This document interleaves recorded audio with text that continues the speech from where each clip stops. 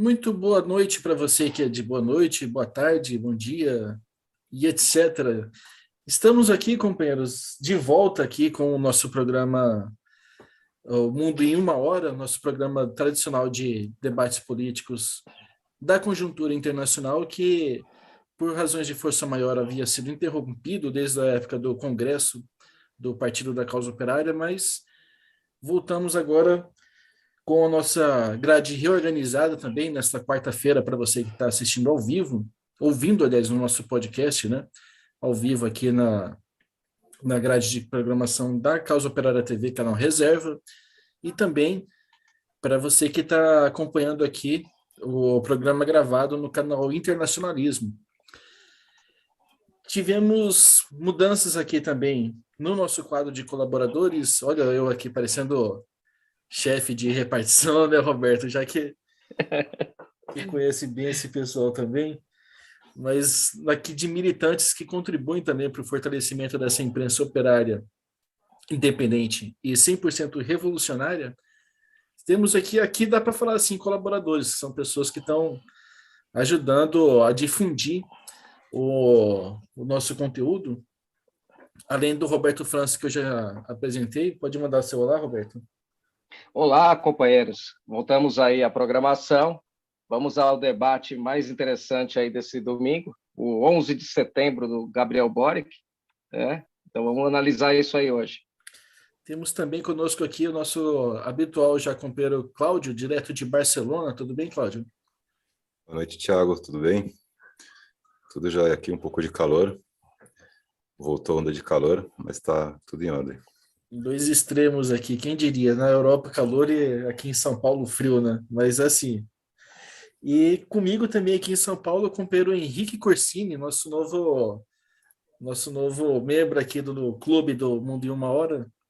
Tudo bom, Henrique? Tudo certo, tudo certo. Esperando aqui não fazer mal aí a primeira participação, mas vejamos. Não, mais mal do que o Gabriel Boric você não vai fazer, pode ficar tranquilo. Difícil. Que esse aí se esforçou muito, né? Antes da gente iniciar o nosso programa, e eu já entreguei aqui também qual que é o tema, né? O Roberto falou antes um pouco também. Eu gostaria de reforçar, companheiros, um aviso muito importante, que é, inclusive, parte do que eu falei no começo, de que esse é um canal que ele se propõe a fazer uma discussão séria, profissional, sobre as questões da política internacional que refletem também o nosso país, mas ele não recebe apoio, como o Gabriel Boric, por exemplo, recebe financiamento do USAID, de organizações golpistas. Nós não recebemos, nós apoiamos e sustentamos aqui todos os custos de manter as luzes da nossa Causa Operária TV, Canal Reserva, ligados, com a contribuição financeira dos companheiros que assistem, curtem o nosso conteúdo e ajudam a manter eles através de superchats, tornando-se membro e com doações também. Por isso, eu gostaria de pedir para que os companheiros que estão assistindo apoiarem financeiramente esse canal, que ele é 100% independente da burguesia, para que ele seja, mas para isso, ele se torna 100% dependente da vanguarda operária da esquerda brasileira. Então, mais uma vez reforçando, é importantíssimo o apoio de cada um dos companheiros que estão assistindo aqui, ouvindo a nossa grade de programação. Não esqueçam de curtir e compartilhar também, não custa nada e ajuda a fortalecer o alcance do nosso conteúdo. Aqui o podcast Mundo em Uma Hora. E considere também tornar-se membro do nosso canal Internacionalismo, que já tem essa opção de membros. Vitória da nossa grade de programação internacional, e que nós esperamos manter em um constante crescimento até o dia da Revolução e além, companheiros. Mas a gente está com 2.000 membros, né? Internacionalismo. Já temos bastante lá, temos muitos inscritos também, e vamos continuar crescendo para ser um calcanhar de Aquiles cada vez maior aqui nessa esquerda pequeno burguesa e nossos verdadeiros inimigos, que são o imperialismo. Imperialismo esse, né, companheiros, já entrando no tema, que está diretamente relacionado com a nova frente de crise que se abateu sobre o Chile. o Chile voltou a ser palco aqui ser pauta principal aqui dos jornais no noticiário latino-americano e mundial também, pela sequência de eventos que se desencadearam lá. Tivemos a Constituição chilena, que foi rejeitada, nós tivemos uma guinada ainda mais direitista do Gabriel Boric, o Boulos chileno, né? E tudo isso diretamente relacionado com isso também, nós temos a presença sempre implacável aqui do imperialismo na região. No caso do Chile, uma coisa que eu acho que é muito interessante a gente observar é que isso, recapitulando aqui, nós já fizemos algumas discussões, mas é sempre importante lembrar, principalmente para os companheiros que estão acompanhando agora. O Chile, no primeiro momento, foi vendido, assim, a propaganda de que era um governo super radical. Você pega o The Economist, vocês estão sempre usando essa palavra, o radical de esquerda. Todo mundo colocou essa peixe assim no governo Boric, um governo muito esquerdista, que estabeleceu um governo paritário, e rapidamente as ilusões de um radicalismo real no sentido da substância social, né, de você ir na raiz dos problemas sociais do Chile e resolvê-los, isso caiu por terra. E uma coisa que ficou evidente é que esse governo ele é tão ou mais direitista até do que os últimos que houveram no Chile, incluindo o governo da Michelle Bachelet, que a pessoa para fazer um regime mais direitista que o dela tem que se esforçar muito.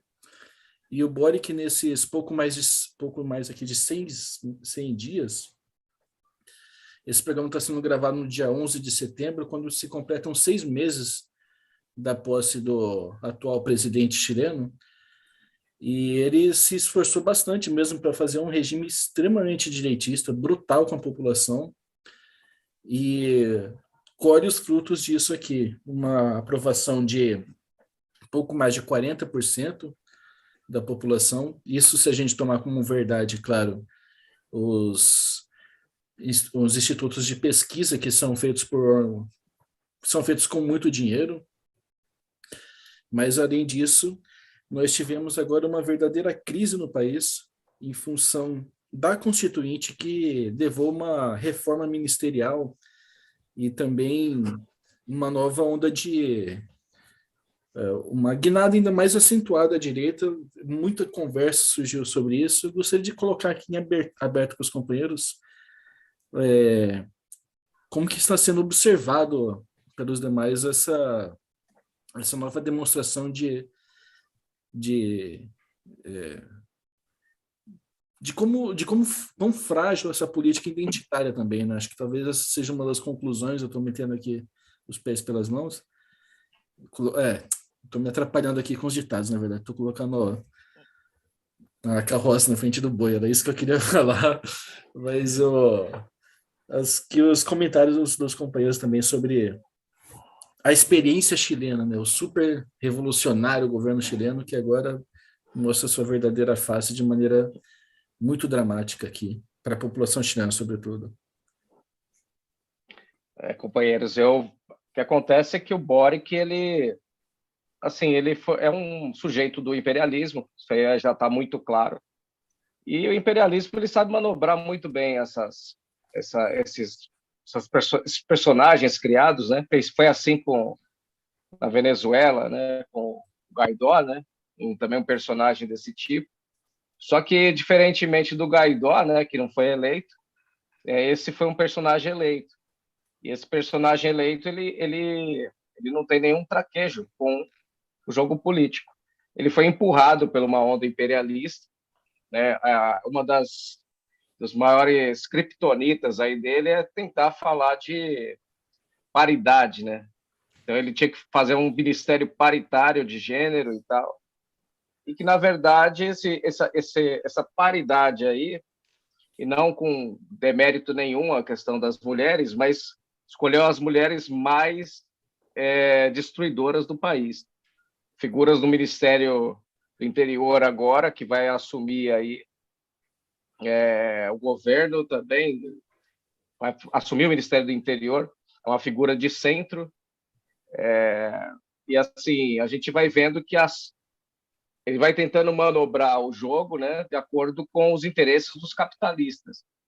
Tanto que a gente acessa aí a imprensa burguesa do Chile, né, a gente não vê nem tanta crítica assim, né, para alguém que é considerado esquerdista, né? Então aí o Boric está fazendo um péssimo governo, 6 meses, e aí o povo não está com ele, uma onda de violência, né, no país, mas violência no sentido nosso aqui é a insurgência contra esse governo, inclusive que o irmão do Gabriel Boric tomou uma surra na rua, né, de tão popular, né, que o Boric se tornou, né, no país, né? O Então, cara é muito amado, né? Muito amado, não, porque você pega assim o irmão, cara, tomar uma coça, né, no meio da rua, cara. Você imagina, cara. Você vê que o cara ele é tão reaça que ele é um perigo para o país e até para a própria família dele, né? Tiririca desse ponto é menos esquisito do que ele. Né? Ele não é o amigo da onça, ele é o irmão da onça. É isso. Essas são as minhas considerações aí, né? Passo a palavra aos companheiros para poder comentar também esse problema. Que, na verdade, assim, vai virar o Cláudio vai falar melhor dessa questão que constituinte que não é constituinte, né, Cláudio? Depois, mas é mais ou menos por aí. É uma questão assim, ele levou assim, ao máximo a potência a ideia de que a paridade, toda a igualdade ia mudar a política do país, e não é assim. Tem uma série de contradições aí nessa Assembleia Constituinte. Primeiro, queria pontuar que foi a primeira Constituição aí que foi rechaçada, né? Primeira Assembleia Constituinte que teve a sua Constituição rechaçada pela população. Isso aí tem um significado. Significa que essa Assembleia, a princípio, não refletia aí as forças populares, as forças populares constituídas no país, ou seja, que que a sua Constituição já foi uma farsa em termos de distribuição de poder político, né? Mesmo uma Constituição da direita, ela é levada adiante quando essa direita ela tem força para aprovar essa Constituição, né? Ela já teve no seu início, como foi colocado aqui no DCO, né? Ela não se chama Assembleia Constituinte, como normalmente é o termo utilizado. Ela se chamou Convenção Constituinte, que já é uma forma de reduzir o peso, né, dessa Constituinte. Outro fator é que, geralmente, uma Assembleia Constituinte ela é soberana, ela rege as demais leis do país, né? As demais instituições, ela está em cima, ela tem o poder máximo poder político maior, teoricamente, né? Na teoria é isso, tem o poder político sobre todas as outras instituições, mas não é o caso dessa Constituição aí, que ela está sujeita a ser modificado pelo Congresso, que já estava eleito, né, desde o seu início. Então, ela não é uma verdadeira Constituição desde o início, né? É bom lembrar aí, apesar de todas essas pontuações aí que são um pouco jurídicas, mas a gente tem que lembrar também a colocação do Lenin, né, e dos bolcheviques, que não existe poder constituinte sem poder político, ou seja, quando o povo não tem o poder político nas suas mãos, não existe esse poder constituinte, né? Ele depende do poder do povo, ou seja, o povo tem que primeiro assumir o poder político para depois poder fazer uma constituição dentro dos interesses que vai realmente defender os seus interesses, o interesse da classe trabalhadora. Não é realmente a Constituição que vai defender esses interesses, é o povo com o poder nas mãos que vai fazer valer os seus interesses, né? E aí a gente vê como que essa Constituição, que na verdade é uma armadilha, né? Primeiro objetivo aí de parar, de amortecer a mobilização popular que vinha ocorrendo no Chile, né? Primeiro objetivo. E o segundo, também colocar aí, que a gente verificou, né, analisando um pouco a Constituição, colocar aí em xeque a soberania, que já é bem limitada do Chile em relação ao imperialismo, né? Isso aqui é um ponto interessante mesmo, porque você vê o senso de oportunismo do imperialismo, né? O país estava fervendo já, o regime político do Sebastião Pinheira, ele era praticamente uma ficção já àquela altura, porque as manifestações no Chile desde 2019, elas eram muito grandes, elas ficaram ainda mais radicalizadas. Eles chegaram às portas do Palácio da Moeda, né? Isso. Chegaram à beira de assumir o controle do centro do poder político. Você vê que faltou assim um PCO lá no Chile para dar um direcionamento político, mas a disposição das massas para tomar o poder e Então, não, botar. tá faltando ainda, né? Continua faltando, a gente está discutindo, inclusive, o resultado disso agora, né? Mas é justamente a disposição das massas chilenas era muito grande de fazer era uma coisa de características pré-revolucionárias mesmo aquilo. E como o imperialismo driblou isso, cara, de um jeito assim, parecendo um Neymar jogando bola com, as forças políticas do Chile para dar Eu um. queria discordar aí, Thiago. Acho que o que eles fizeram foi chutar a bola na área do adversário, né? Não É, driblaram nada. mas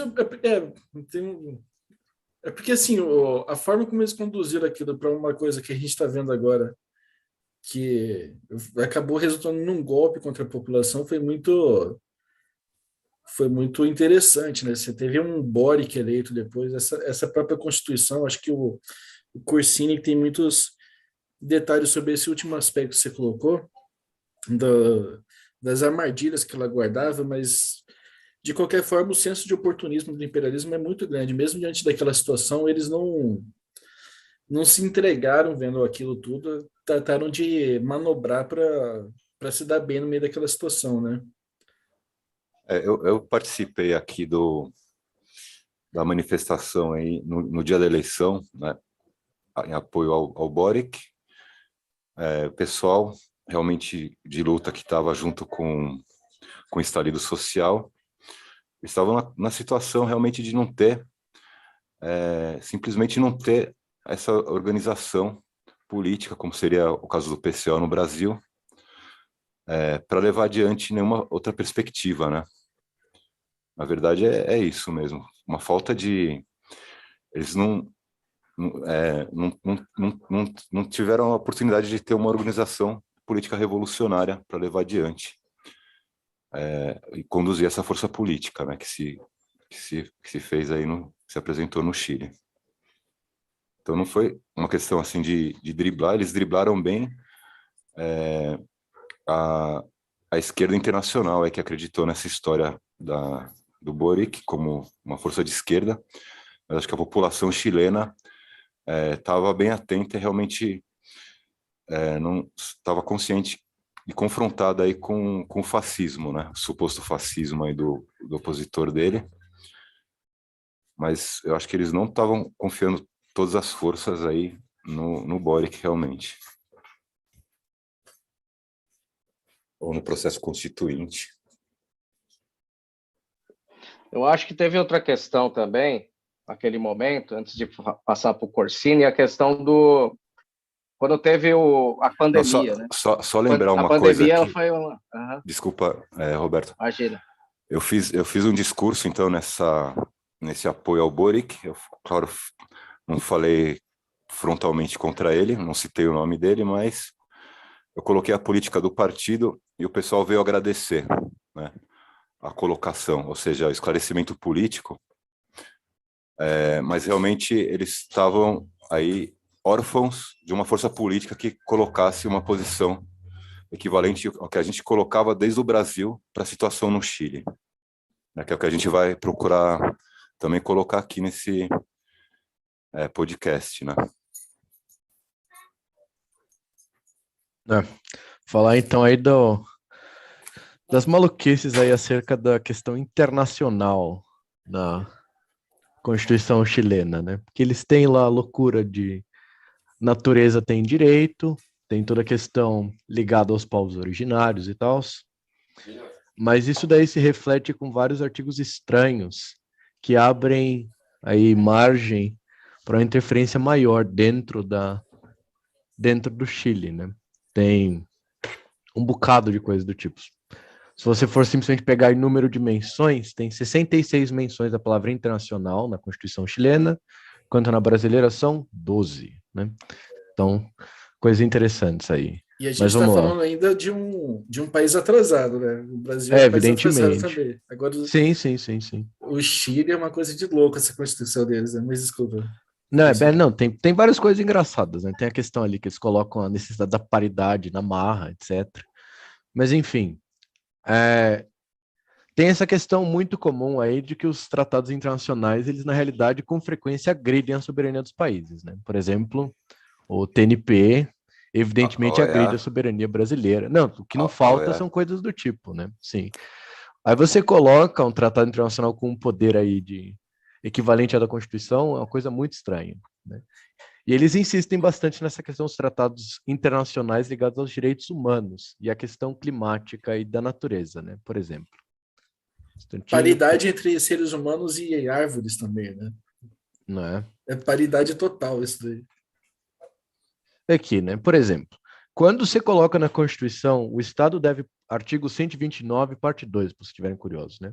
O Estado deve promover o diálogo, a cooperação e a solidariedade internacional para adaptar-se, mitigar e enfrentar a crise climática e ecológica e proteger a natureza. Isso parece muito bonito no papel, né? Mas do ponto de vista concreto, dá para você ver aí que o potencial de bizarrices aí que podem estar ligados e de perda de soberania de fato, né? Veja bem, temos que parar de produzir X, Y, Z, pois a natureza. E a natureza tem direito também, né, no caso. Então, mas aí vem aquela questão que a gente estava discutindo um pouquinho antes, né? Quem que defende os direitos da natureza?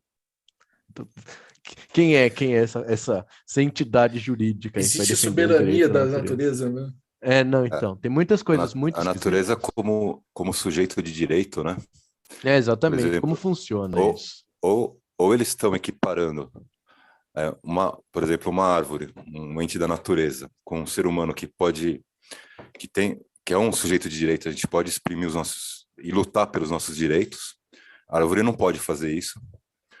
Ou eles estão equiparando a árvore a isso, a um ser humano que pode exprimir e lutar pelos seus direitos, ou eles estão equiparando os seres humanos à árvore, que não pode exprimir e não pode lutar pelos seus direitos. Uma dessas duas coisas, eles estão, ou as duas coisas ao mesmo tempo, eles estão fazendo nessa Constituição. Não, então. Aí tem só um comentário rapidão, desculpa a interrupção, mas assim, para pegar essa Constituição, que a gente vai falar genericamente de Constituição, tá? Mas se pegar lá o primeiro artigo, né? O Chile é um Estado social e democrático de direito. É plurinacional, intercultural, regional e ecológico. Quer dizer, então ele começa com uma abstração do que é esse Chile. Enquanto na Constituição brasileira, ele começa que a República Federativa do Brasil, formada pela união indissolúvel dos estados, municípios e Distrito Federal. E aí, entre os fundamentos, o primeiro é a soberania. Então, o Brasil ele tem uma Constituição com todos os problemas, só para dar uma dimensão do drama dos chilenos. Então, se no Brasil é problemático, mas o ponto aqui principal é soberania. O que não tem na Constituição chilena, que é o Corsini vai tratar aqui. Se vocês... São 187 páginas, vocês consultarem, vocês vão ver nesse primeiro artigo que ele não é direcionado a formar, de fato, um Estado que tenha gerência sobre o seu território. E o Corsini vai falar dessas questões aí, né, Corsini? Eu acho que vocês estão muito retrógrados aqui, machistas do PCO aqui. A árvore também é gente, meu pai.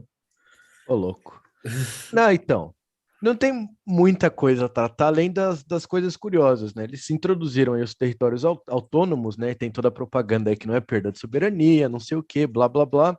Mas veja bem, quando você permite a sua região autônoma, como é aqui, participar de ações de cooperação internacional dentro dos marcos estabelecidos pelos tratados e convênios vigentes, a coisa fica esquisita, pode ficar esquisita. Você abre, né, você dá margem aí para todo tipo de infiltração e de interferência no Meu, funcionamento imagina. aí da coisa. Veja bem. im- E outra coisa curiosa, né? O líder aí da região autônoma, ele é o líder de fato não só dentro do Chile, como fora do Chile. Então, e- eu não Vai, sei, me E ele parece pode natural aceitar também. também. vai multiplicar o Guaidó por 1000, né? Não, então, é um pouco esquisito isso. Aí você chega lá, não, mas os indígenas e tal, aí, tipo assim, quem tá lá como representante do negócio é a Sônia Guajajara da vida. É meio estranho Exatamente o que eu isso. ia falar aqui, mano. Imagina se o Guajajara dentro de um negócio desse, tirando ideia. Né, então, Cacique Raoni também, criticando a Dilma durante o golpe. é muito curioso. De modo geral, tudo, se você der uma olhadinha, sempre vai ter aquele artigozinho extra na questão do indígena e na questão da natureza, né? Que são aquelas coisas bem naturais que quando você vai, remete ao Brasil, você pensa na Amazônia, né? O pessoal Eu tá acho que foi o com... Serguei que fez essa Constituição, cara. Né? O Serguei, ele era pansexual lá, comia árvore, não sei o quê. Eu acho que é uma coisa meio dessa aí, cara. Falar Não, que então, era árvore de gente, pô. mas Foi o dando Serguei que abertura aí fez. para muita loucura. Então, assim, não precisa, é meio para além de todas as bizarrices identitárias da Constituição, que assim, você vai lendo, parece um conto de fadas a Constituição que eles pretendem. Lê só a primeira parte, que é a parte geral, ali que não vai entrar no mérito específico da questão, mas é um conto de fadas. Assim, o Chile vai ser É o o, paraíso do identitário. é Isso o daí não tem assalto aos nada a ver com a céus, vida o real. assalto aos céus do identitarismo. Não, então, é bem isso. Mas quando você olha essa questão internacional que está colocada lá dentro da Constituição, aparecem muitas coisas estranhas. Aí não é de se estranhar, né, que a Constituição tenha sido apoiada aí pela Open Society, etc. Né, porque é uma coisa bem nessa linha mesmo. Só que sob a fachada de ser um negócio ambientalista, defesa dos indígenas, é uma coisa muito sinistra. Né? E é Tem uma um parte fenômeno particularmente geral. interessante. Não, tem uma parte interessante que é essa aqui, ó. O Estado promove uma sociedade onde mulheres, homens, diversidades e dissidências sexuais e de gênero participem em condições de igualdade substantiva, reconhecendo que sua representação efetiva é um princípio e condição mínima para exercício pleno e substantivo da democracia. Olha só a Não, situação, então, cara. é muito bonito e tal no papel, mas é uma coisa meio. A Constituição tem muito conteúdo, assim, do fazer e tal. É meio demagogia pura. Aí, essa questão, por exemplo, de você colocar aí que o negócio vai ter que acatar tratados internacionais ligados aí à questão do meio ambiente, tipo assim, então, você tem que parar de produzir isso. É o que eu falei mais cedo. Tem muitas coisas muito estranhas. E é uma coisa padrão, né? Uma maneira de atacar a América Latina de modo geral, né? Alguma Você usa toda surpresa? essa demagogia ligada à questão do ambiente, à questão dos indígenas e traz as coisas para cá. Só que no Chile você coloca isso na Constituição. Você quer que as pessoas engulam isso. Então, não. Já bem, as pessoas não vão engolir isso. É isso que eu ia comentar aqui agora mesmo que você está falando, porque aí a gente fica. Você vê aqui essa choradeira chata da esquerda aqui, porque a pessoa tá enchendo a porra do saco, né, meu? O Chile rejeitou a Constituição. Mas, cara, como que se aprova uma porcaria dessa? Falar que nem o Magno falou numa entrevista aqui numa rádio lá em Mato Grosso do Sul. Tá tudo uma merda esse negócio. Aí o pessoal quer Então, e aí fazer. lembra esse negócio do Brasil, aquilo que o Rui fala, companheiro Tiago, quer dizer, então, assim, tudo uma merda isso aqui no Brasil. Se a gente comparar a nossa Constituição com uma série de problemas, é muito melhor que o do Chile. Que é, Sim, para os esquerdistas do Brasil, o Chile é a melhor coisa do mundo. Né? É, País desenvolvido tal. bom, vamos lembrar aqui quais eram as reivindicações do estalido social, né? Que deu aí origem, supostamente, a essa Assembleia que não é assembleia, é convenção constituinte, que também não é constituinte porque não tem poder absoluto, né? Então, a preocupação era principalmente o aumento do desemprego, o alto custo de vida, a questão do preço dos transportes públicos, desigualdade econômica e o modelo de educação e saúde, né? E parece que a gente não viu isso tocado na Constituição, né? E, ao contrário, uma carta completa da política identitarista, né? Só faltou mudar aí a questão do alfabeto, né? Acho que não tem isso também na Constituição. Eu acho que de repente até tem, viu, companheiro Cláudio? É aquela parte do plurilingüe. É o Estado plurilingüe. Deve ser já isso, já está promovendo essa mudança aí da língua, além dos idiomas indígenas aí que eles falam. Deve ser isso aí. Alguma surpresa com isso ter sido recusado pela população, assim, pelas pessoas normais que vivem no país, têm uma vida social também no país? Sem surpresa, né? Evidentemente que ninguém que é sério, nenhuma pessoa séria vai aprovar isso aqui, né? Independentemente de esquerda ou direita, se observar isso aqui é um absurdo, né? Só esse Mas para a direita, você fica de mão cheia. Nossa, a direita vai, lógico. A direita chega de mão cheia, nossa, vai falar, não, aqui, ó, falando de não sei o que, neurodivergentes, viados, não sei o que, é um prato de mão cheia, assim, você apela pro conservador, que as pessoas, de modo geral, são mais conservadoras mesmo, as pessoas da classe operária. Você vai fazer o quê? Não, a classe operária não presta, porque eles são conservadores. Porra, é lógico. Vai dar uma de Jean Willis, né? Não, então, é evidente que o pessoal não vai votar no negócio, até porque aquilo que a gente sempre fala, né? Não lida com as questões materiais concretas das pessoas. Ao invés de falar que você vai desenvolver o país, fazer não sei o quê. Fica aí a bel prazer do indivíduo que vai escrever. Você dá à natureza a questão de ela tem direitos agora, é isso. Eu fiquei surpreendido aí com o nível de desaprovação, que foi elevadíssimo, né? Foi muito alto, e com a desorientação da esquerda anti-imperialista, né? Porque você dá uma busca aí nos artigos que tratam sobre a questão da Constituição do Chile, na imprensa, não na imprensa normal, nem na imprensa de esquerda, na imprensa anti-imperialista, e o nível de confusão é muito grande, né? Um ou outro artigo que consegue ter alguma leitura aí concreta dessa situação. Agora, o que parece... Bom, desculpa. Acho que a questão da soberania também, para a gente... Porque, assim, é importante que quem está nos ouvindo, a gente é a favor, a gente reconhece a diversidade, cada um faz o que quer. A Constituição que ele está salientando é que a Constituição não trata muito bem dos direitos das pessoas, em modo geral, e também tem uma série de dimensões ali que tentam ferir a mesma soberania do país, não por essa questão do identitarismo, mas pela razão, né, de usar aí as nações indígenas, estabelecer novas nações, sem garantir, embora tenha um artigo 3º lá que fala sobre que é um estado indissolúvel, né, e tal, mas não tem uma garantia de fato de como essa não separação se dará. Então, ela abre margem, né, ao mesmo tempo que ela sinaliza para questões de de nações e fala de autodeterminação, ela não dá garantias, de fato, para que o Estado chileno não se fragmente ainda mais, né, porque há movimentos de separatistas no Chile também. E isso interessa muito ao imperialismo, né, Tiago? Você vê eu acho que esse que é um ponto interessante, porque mostra que a população é normal.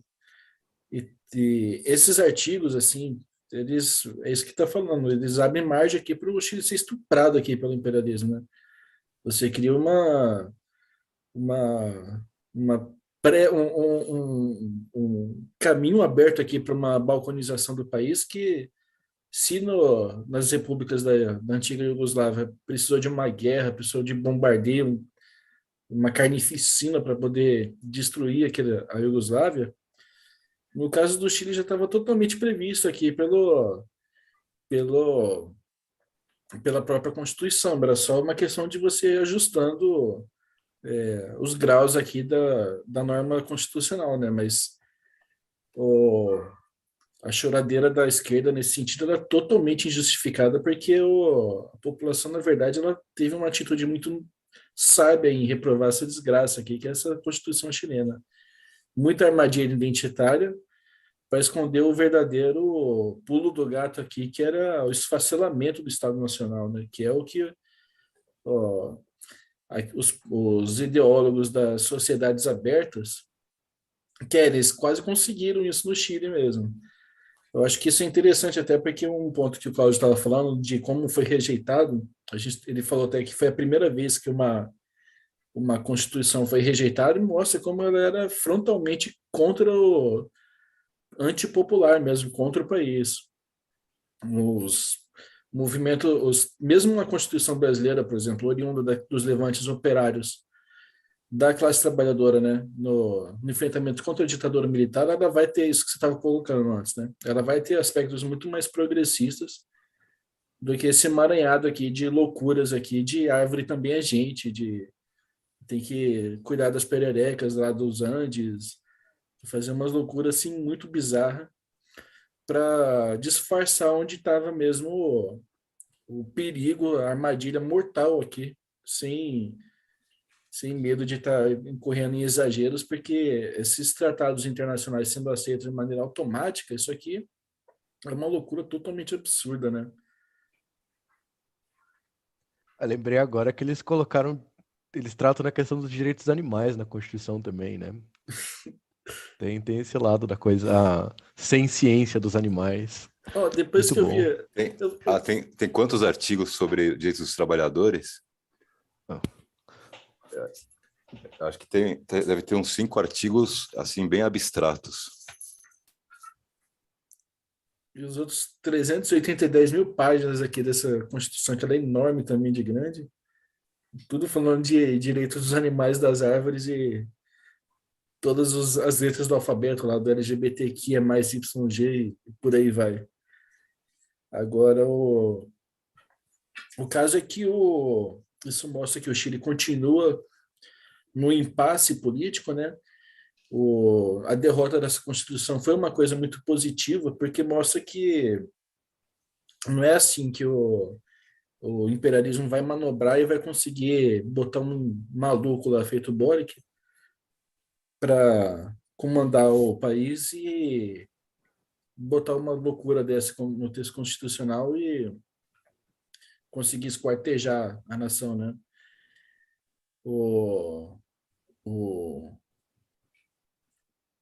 Existe ainda uma situação de enfrentamento muito grande que está latente, que assim, ele começa a se manifestar também, e pode rapidamente voltar a ser aquelas explosões que a gente viu antes da pandemia, né? A gente Só uma já tem interferênciazinha. mobilização aí no Chile, né? É só uma coisa que a gente esqueceu de falar da Constituição, né? Que é a questão do direito coletivo. Que eles inventam essa loucura da coletividade ali. E são os indígenas que têm, aqui, os povos e nacionais indígenas são titulares de direitos fundamentais coletivos. Agora, o que é isso? Né? Quem vai defender a nação indígena de conjunto? Quem são esses representantes? Curioso. Era só esse parênteses que a gente esqueceu de falar, que era uma coisa que a gente estava estranhando também, né? Direito coletivo, os direitos coletivos, que não existe na realidade, né? Eu posso ler? Pode. Bom, esse parágrafo aqui, acho que é uma parte que demonstra mais, evidencia melhor a confusão da esquerda diante dessa derrota da Constituinte chilena, né? Aí o texto fala assim: o texto final continha transformações radicais e uma liturgia avançada, como a definição de um Estado plurinacional, ou seu cunho feminista e ambiental. Então, essas três coisas são radicais e de uma liturgia super avançada. Uma plataforma talvez muito radical para que o atual sistema partidário tolere e para as complexidades de uma sociedade inoculada com 30 anos de neoliberalismo cultural. Ou seja, está colocando a culpa no povo, né, que não tem a capacidade de compreender o avanço dessa Constituição, né? E não fala aqui uma palavra sobre o trabalhador, sobre o direito concreto, né, do trabalhador, não se cita isso, né? Aliás, o artigo inteiro não toca essa questão. Vai aparecer a trabalhadores lá no artigo 43. A palavra trabalhadores vai aparecer no artigo 43, inciso 3. Quer dizer, então, é uma Constituição, e não fala nada de forma a garantia mesmo, assim, fala alguma coisa de saúde muito en passant, enfim, é uma coisa bem nojenta mesmo. Tem que usar o termo correto. O termo correto é isso, é uma Constituição nojenta porque ela não tem povo, né? Aqui não tem povo, de fato. Aqui você tem um laboratório aí da Open Society mesmo, colocado aqui dentro, colocado aqui para dentro. Tem reforma agrária aí, Roberto? Eu posso até... Vamos checar isso aqui. Uma coisa que eu vi que eu achei interessante, porque o Boric ele era do movimento estudantil, né? Mas a Constituição ela fala de maneira vaga assim que a educação tem que ser gratuita, mas ela não estabelece em nenhum momento o ensino superior, por exemplo, estatal. Deixa em aberto aqui universidades, inclusive que não seriam universidades particulares também. Quer dizer, nem para fazer demagogia com a base dele, ele teve interesse em mexer aqui nessa Constituição para fazer alguma coisa minimamente progressista. E a rejeição a isso, curiosamente, é uma coisa negativa para a esquerda pequeno burguesa, né, companheiros? Isso aqui é uma coisa louca demais. Cristóvão Buarque tirou uma matéria aqui no Metrópolis falando que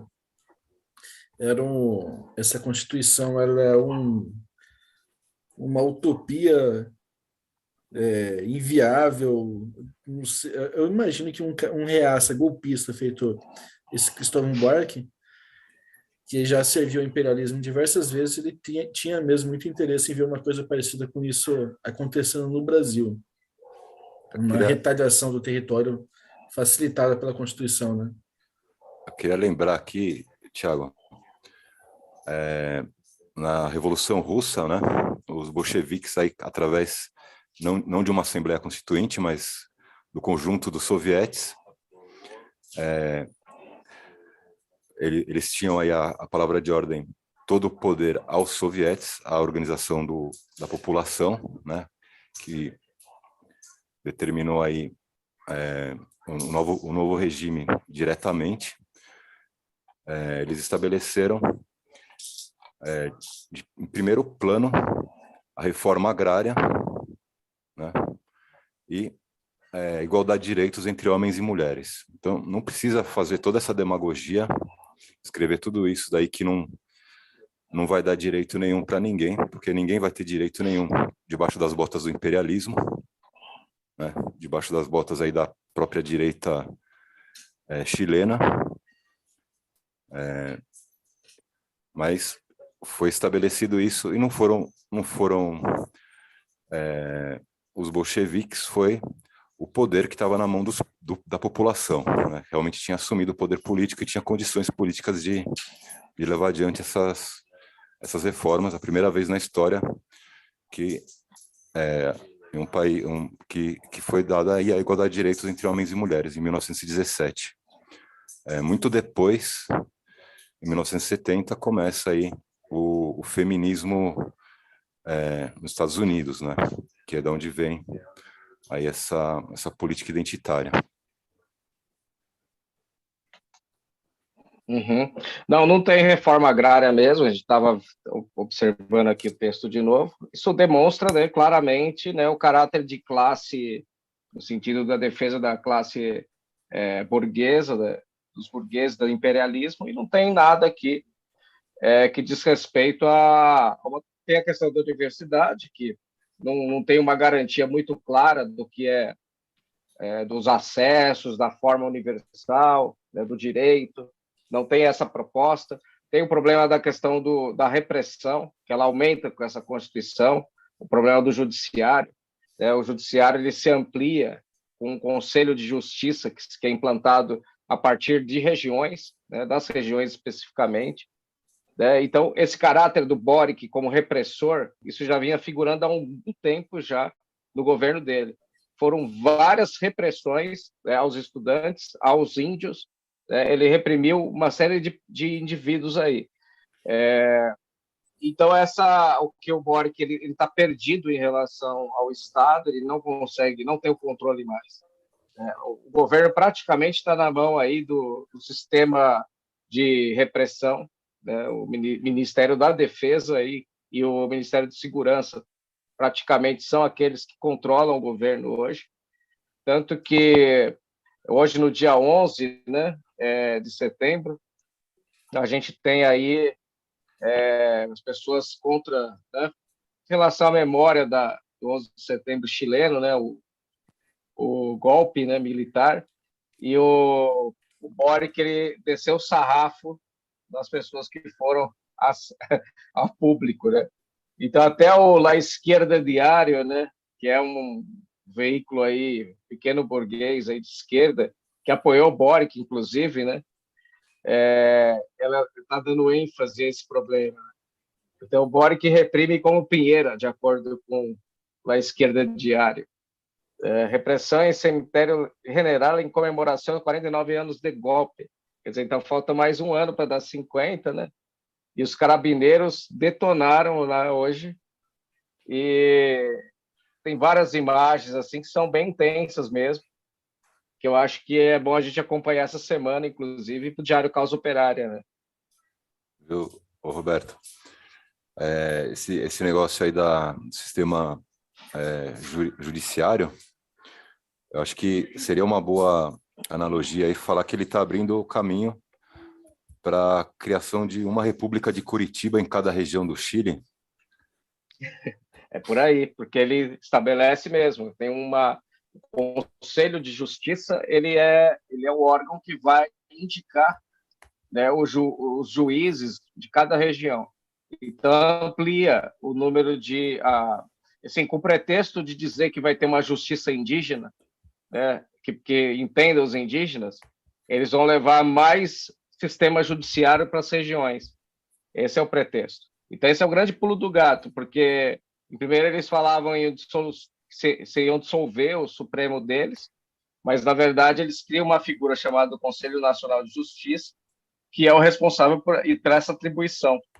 Então, ele fortalece o sistema judiciário e fortalece até na questão da própria, quando fala de educação, no termo de educação, ele dá um fortalecimento até às escolas militares.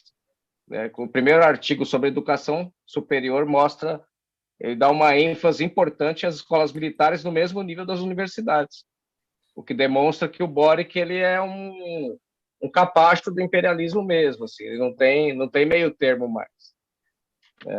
O problema é que vão jogar isso que ele é de esquerda, e aí vai ser como que o PCO e nós, né, demonstrar sempre que ele não tem nada a ver com a esquerda. Ele foi um indivíduo aí implantado pelo imperialismo. É isso aí.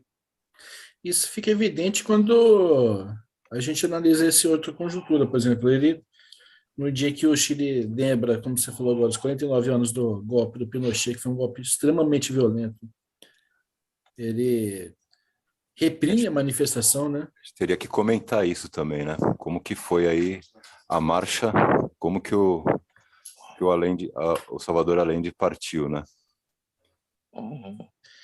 Ele falava, né, uma coisa que ele falava no começo na campanha dele, o Boric, era que ele ia, neoliberalismo, que é o programa econômico que foi desenvolvido primeiro no Chile, né? O Chile já foi laboratório de outras coisas muito ruins antes do governo paritário e identitário. O neoliberalismo nasceu no Chile e seria sepultado no Chile. Quem falou isso? O Boric com ele. O Com Boric o Boric? falou que com o governo dele o neoliberalismo ia ser sepultado. Agora é o neoliberalismo identitário. É uma nova etapa, então, só se for isso que ele estava querendo se propor, né? Mas tem uma coisa curiosa, né? Ele vai enterrar o neoliberalismo mantendo o Banco Central autônomo. Como é que faz isso aí? Como faz isso aí? Me diga.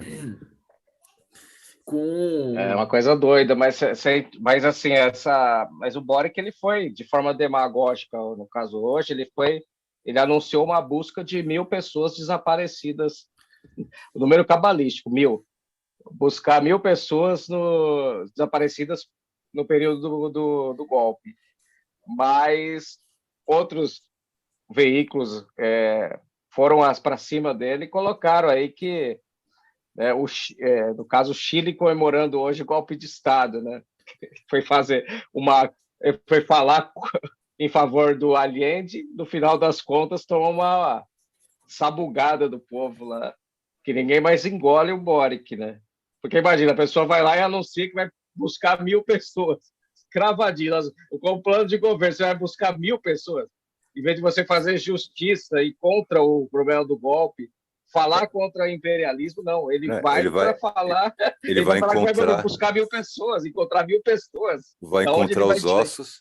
Ele vai encontrar os ossos, vai fazer uma cerimônia e tá tudo bem. E os que já estão presos, e os presos políticos de hoje, deixa quieto, né? Porque o importante é os do passado.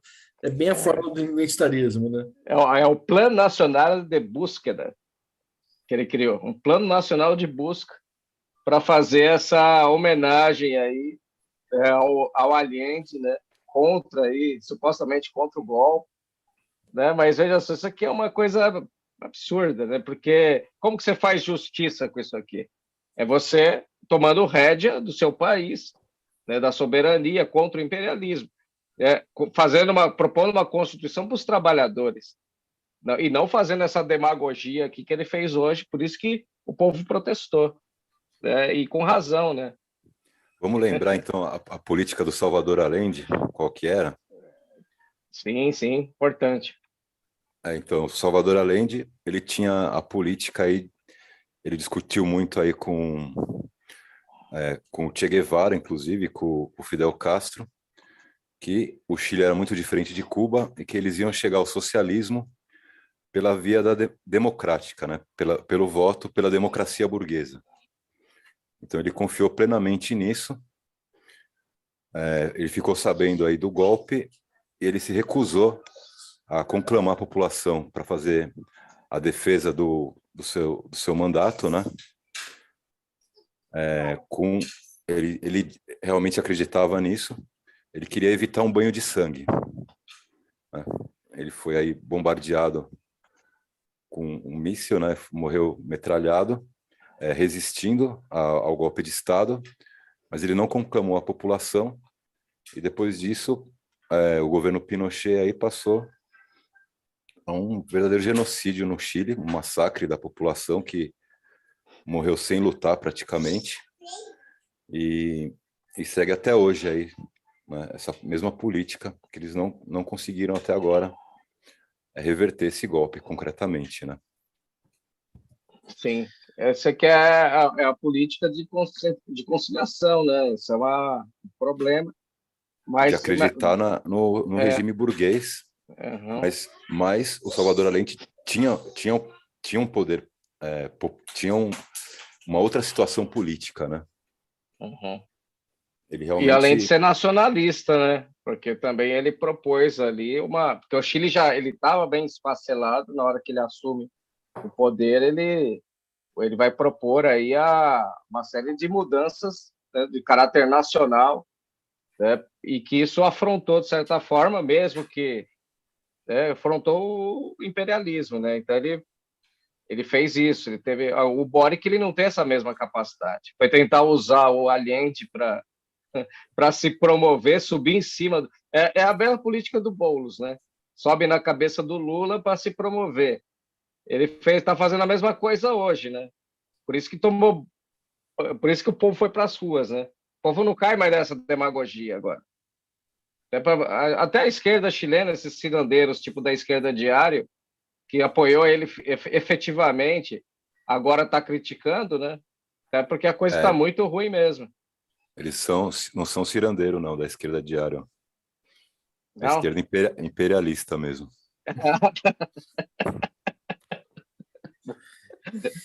Apoio total à Ucrânia.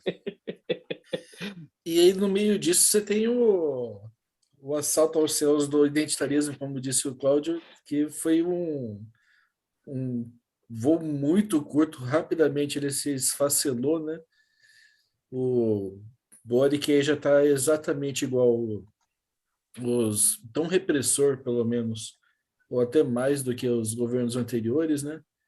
Queimando o resto de capital político que a propaganda dele de como um esquerdista e revolucionário ainda confere, mas defendendo aí chegando ao cúmulo agora de defender ficar uma defesa velada, né, do pinochetismo, porque ele não fez uma defesa aberta, mas o pessoal estava se manifestando na rua contra em memória do golpe, né, contra o golpe, para que não aconteça mais, e ele foi lá e me mandou descer borracha no pessoal. Os estudantes, que são a suposta base social dele, estão comendo pão que o diabo amassou lá. Na última semana, desde o dia 6, eles estão nas ruas reivindicando transporte gratuito, né, o passe livre deles, e acesso universal à universidade é uma cacofonia, né? Integral à universidade, né, para que todo mundo tenha acesso. E as manifestações são reprimidas assim com aquele carinho habitual dos carabineiros, né, que choca a gente até aqui no Brasil, de tão selvagem que aqueles vermes lá são. O Chile, enquanto isso, mergulha numa crise catastrófica assim, para o país. A economia ela regrediu no segundo trimestre desse ano, e você tem uma situação de inflação lá também insustentável. A inflação chilena já está na faixa de 14%. A economia estagnada também, entre recessão e estagnação, inflação nas alturas. O desemprego oficial no Chile, no último balanço também, dava conta de 7,9% da população econômica ativa desempregada.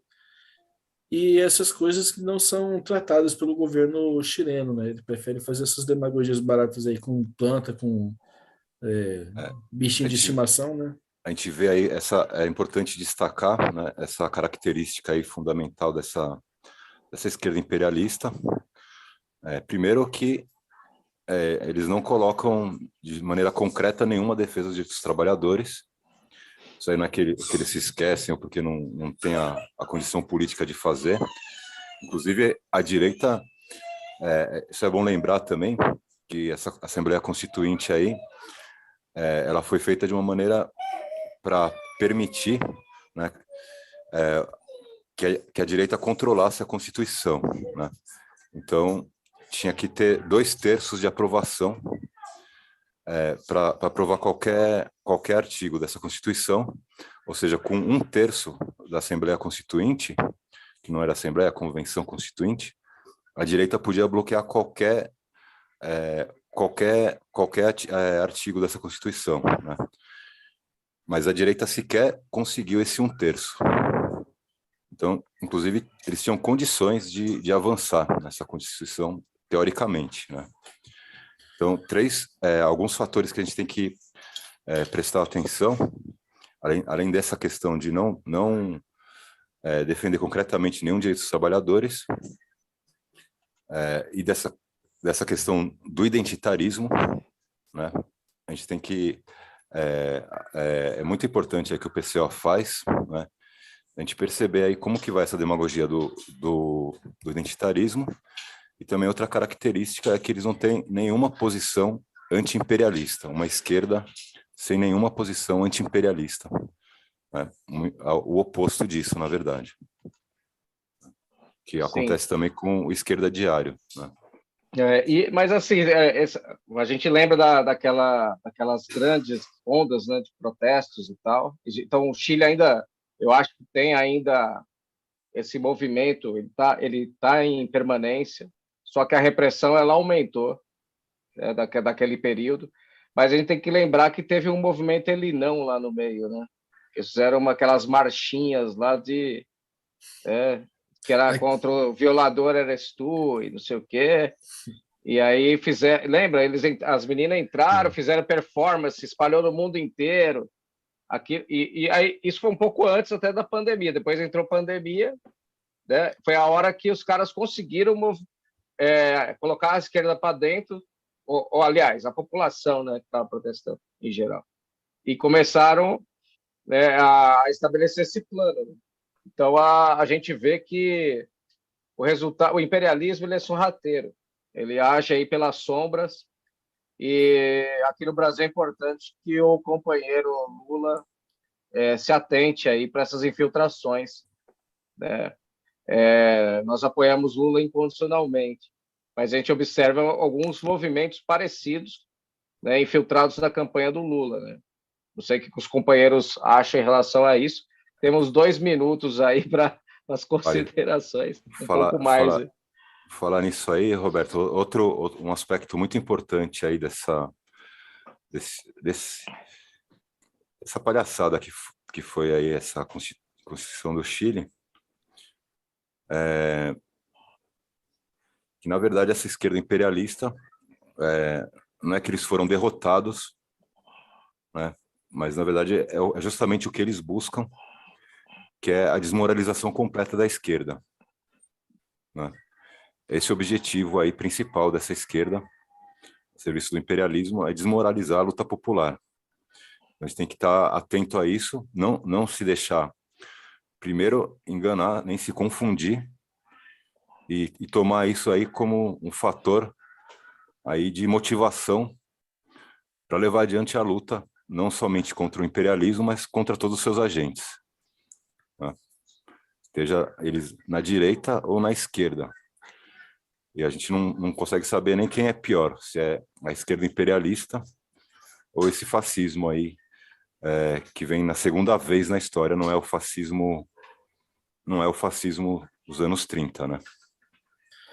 Eu vou passar ali pro Corsini, porque eu preciso vomitar agora, que a lembrança do violador eres tu é muito pesada para o meu estômago. A culpa não era minha. Não, tem até Porra, fizeram até a montagem, como começou, aí tá, tipo assim, as meninas dançando, não sei o que, tal, os Boric, mulheres no comando do Banco Central, não sei o que, tal, com acabou, foi ali que foi a enganação Constituição geral, derrotada. Não, mas não os caras fizeram no muito. mundo inteiro essa performance aí, cara. Isso aí é a cara do governo chileno, né? É uma dancinha na cara do povo. Não, então, aconteceu o que se previa, aqui, né? Aqui teve dois isso daí, chão, na marcha feminina, no dia Dia da Mulher, né? Eles fazem aqui uma manifestação das feministas que é a marcha só para mulher. Completamente antifeminismo isso, né?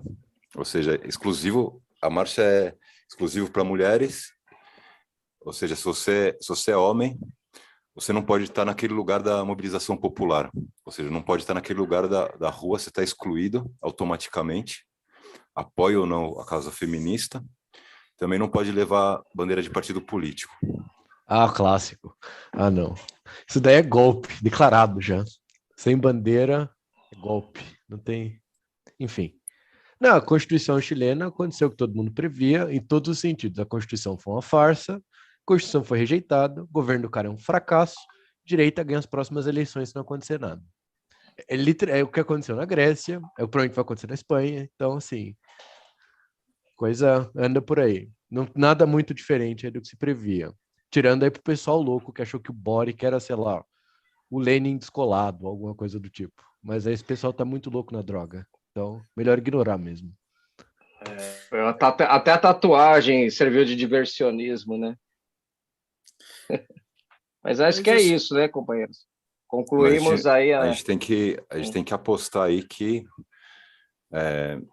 a situação também gera